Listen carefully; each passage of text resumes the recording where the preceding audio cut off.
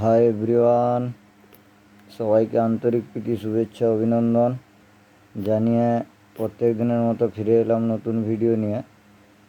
আজকের ভিডিওটা একটু অন্যরকম টাইপের দিব। তো ভালোবাসা আর সম্পর্ক, মানে ভালোবাসাটা কিভাবে হওয়া দরকার, কী জন্য, মানে এটা একটা আমাদের এখনকার সমাজে ইয়ং জেনারেশনের জন্য একটা ভিডিও না দিলেও নয়।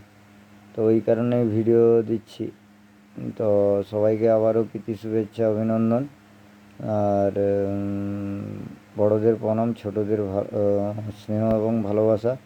আর যাদের জন্য দিচ্ছি তাদের জন্য শুভেচ্ছা। আর টপিকটা সম্পূর্ণ নতুন টপিক। আর আজকে একটু স্বাদটা চেঞ্জ করলাম, বড়দের ছোটদের সব মানুষের ক্ষেত্রে দিয়েছি। একটু যারা প্রেম করে, যারা ভালোবাসা করে, তাদের জন্য আজকের টপিকটা দিচ্ছি, মানে ভালোবাসা। আর বন্ধুরা বলবো, পথের দিশা চ্যানেল একটু সাবস্ক্রাইব করবেন আর পাশের বেল আইকনটিতে ক্লিক করবেন। ভালোবাসা কিভাবে হওয়া দরকার আছে। একটা ছেলে একটা মেয়ের সঙ্গে দুজন দুজনকে ভালো লাগে, ভালোবাসা করে।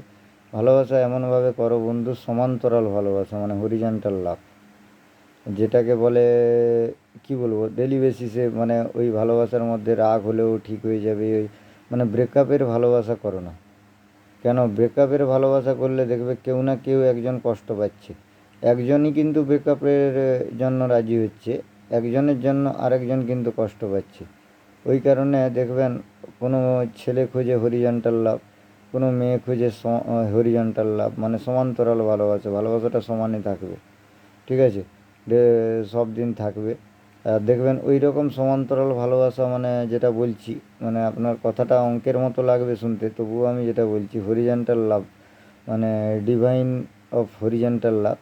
তো মানে এই যে সমান্তরাল ভালোবাসা, যারা দেখবেন ভালোবাসা করে সমান্তরাল, মানে সব দিন ভালোবাসা, মানে ওদের দেখবেন ছোটোর থেকে প্রেম, বা কোনো একটা স্কুল লাইফ থেকে প্রেম, এই ভালোবাসা করে বিয়ে করেছে। আমার নিজের চোখের সামনে একজন দাদা বৌদি আছে, ওরা কিন্তু ভালোবাসা করেই বিয়ে করে, সুন্দর সংসার করে বাচ্চা কাচ্চাকে ভালোভাবে তৈরি করে।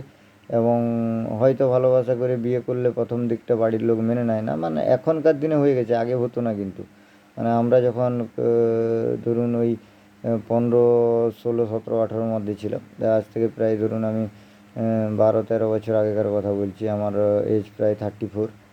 আর ওই প্রায় 34 না, 34+ হয়ে গেছে। তো ওই ওই জায়গাটা যে বলছি, তখন কিন্তু বাড়ির লোক মেনে নিত না, তখন আসতে দিত না, এ করতো না। তারপরে ওই জিনিসটা এখন আর হয় না, এখন বাড়ির লোক মেনে নেয় যে যার জীবনসঙ্গী সে তার খুঁজেছে। আর এখন তো প্রায় মানে বেশিরভাগই দেখছি ভালোবাসারই বিয়ে। তো যাই হোক, ওটা কথা বলছি না। তো আমরা যারা মানে লোভী মানুষ, খেতে একটু ভালোবাসি, নেমন্তন্ন বিয়ে